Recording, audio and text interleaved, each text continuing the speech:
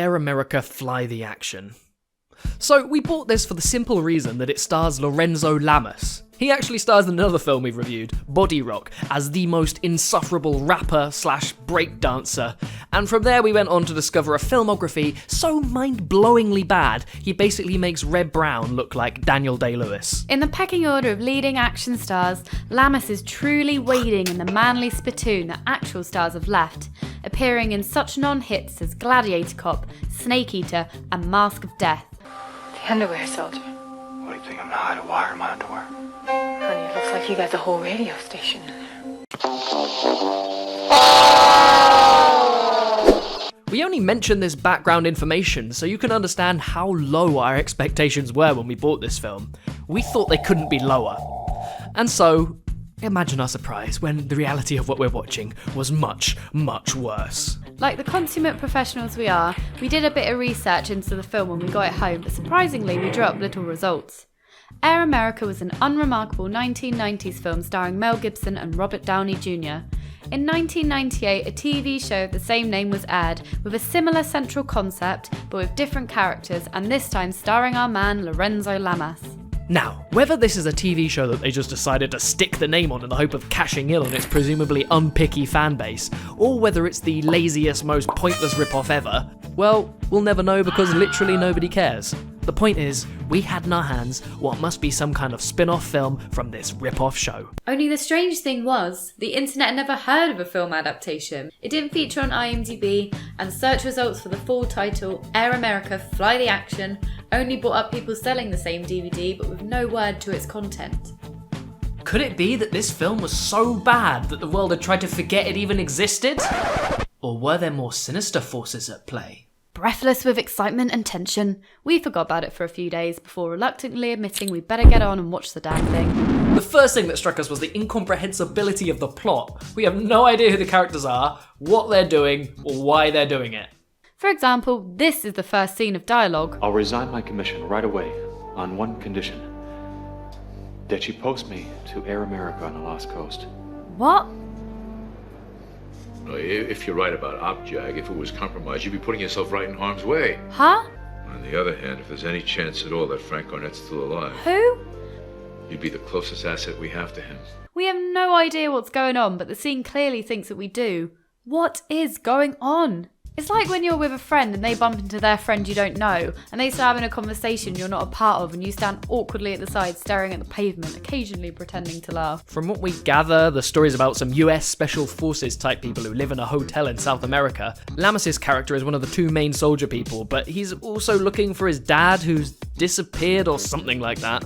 Look, it's hard to pinpoint anything specific when it's all so shit, but let's do it anyway. Like a fly is drawn to rotten fruit, our attention is drawn to the rotten editing. It is weird. It instantly puts you in a bad mood because it's distractingly nonsensical. Rovers and Wranglers may look big and... What is with the fast forwarding? Is the gentle cutting and country music supposed to be a joke? Is this a deliberate juxtaposition? What are they trying to achieve? If it's to give us a migraine, then well done, Air America, you've done your job well. As we get to know the characters a bit, we realise we hate them. So all it took was our apparent deaths to finally awaken the simmering yet latent passion that lies beneath her little soul. Hey, listen, Chief, don't you think there's any chance for traffic school? Maybe community service. So we got Lamas as Rio Arnett, a bland yet strangely irritating man whose character takes a backseat to his often overexposed chest. Seriously, he can't seem to go 10 minutes without ripping his top. Presumably this is an attempt to make him seem rugged and sexy, but it just comes off like a little boy play acting, and they keep unripping and re-ripping like they couldn't decide how ripped to make it. To add insult to injury, we also have this bag of dicks to deal with. Hey, don't take this the wrong way, but do I know you? He's Rio's best buddy, Wiley, and although they did actually give him a character, this is one of those rare occasions in which we wish they hadn't bothered. Here's the money I owe you. Ooh. Smell that? God, I thought you were broke. Huh? No, you're the one who's broke, man. We're supposed to be charmed by their cocky bravado, but instead we wish they would die. Unfortunately, every time a character gets injured, they seem to shake it off or just forget about it a couple of scenes later. coming! We're hit! You on board! Pull up, Rio! Pull up!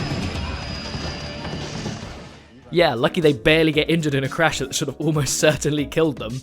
The only victim, once again, is Lamas' shirt.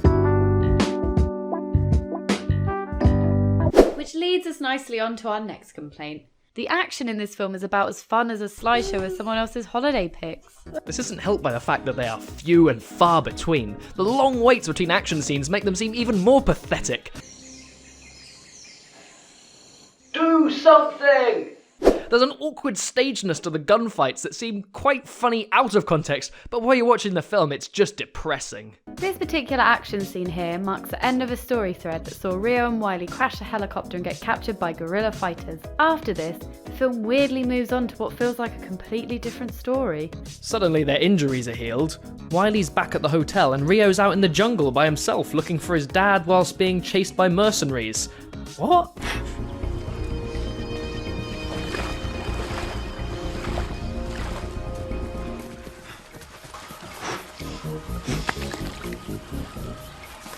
All right, straight for water.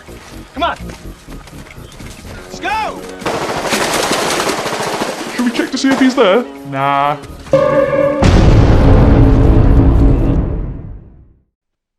I think deep down we knew.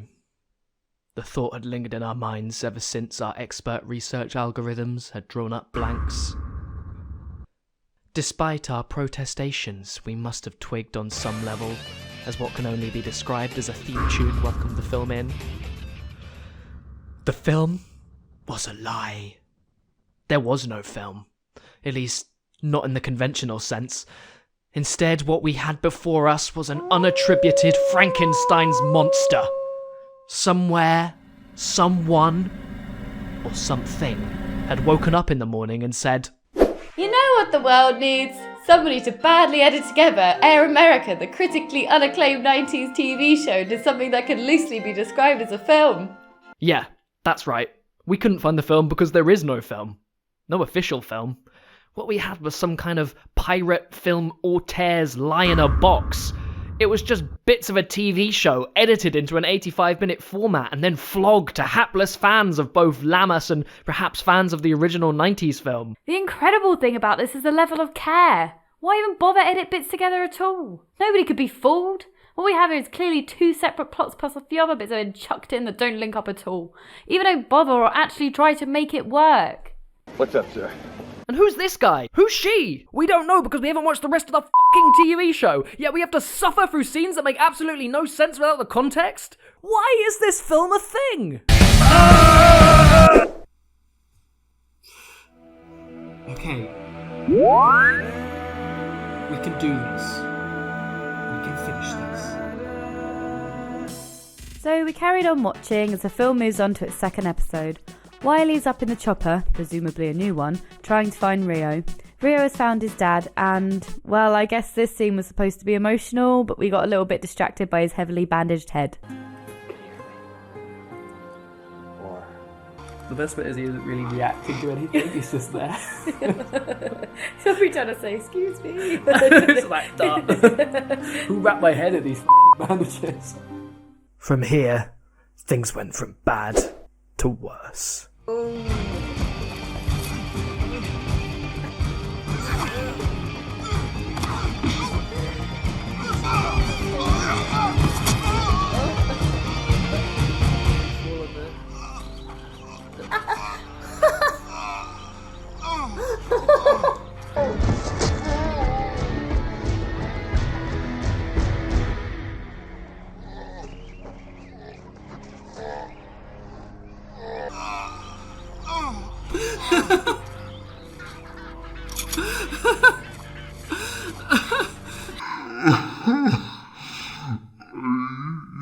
you okay?